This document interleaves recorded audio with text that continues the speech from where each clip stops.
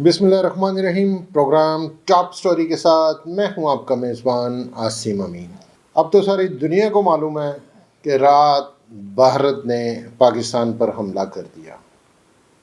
ये इतना बुज़दिल मुल्क है, बातें तो बहुत बड़ी बड़ी करता है। रात के अंधेरे में इसने हमला किया।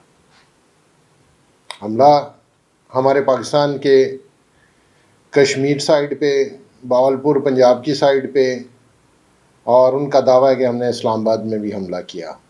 हम भी मानते हैं कि इंडिया ने पाकिस्तान पर हमला किया, जिससे 26 लोग जो उनसे हैं वो शहीद हुए, तकरीबन 50 के करीब जो हैं वो ज़ख्मी हुए हैं।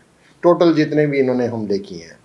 अच्छा जी, और पूरे इंडिया में शोर मचा हुआ है। उसका मीडिया तो ये कह रहा है कि जी हमने तो पाकिस्तान को तबाह कर दिया, पाकिस्तान के साथ ये कर दिया, पाकिस्तान के साथ वो कर दिया, पाकिस्तान की ये सिटी हमने तबाह कर दी, कश्मीर तबाह कर दिया, लाहौर तबाह कर दिया, इस्लामाबाद तबाह कर दिया। उनकी तो ख़बरों में और उनके बैठने वाले तज्जिया कारों ने पाकिस्तान को निस्तो नबूद कर दिया। ये तो थी जी भारत की साइड से जो किया गया हमला पाकिस्तान पे। अफसोसनाक बात थी। हम नहीं चाहते थे, हम हमेशा अमन का पैगाम देते थे कि आप बैठो, अगर आपको लगता है कि पाकिस्तान किसी दहशतगर्दी में आपको सबूत मिले तो हम आपके साथ बैठने को तैयार हैं, हमें दिखाइए और हम आपके साथ मदद करने को भी तैयार हैं।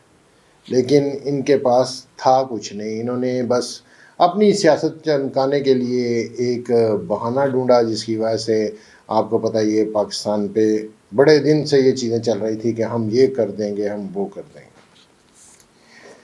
ये तो थी भारत की साइड।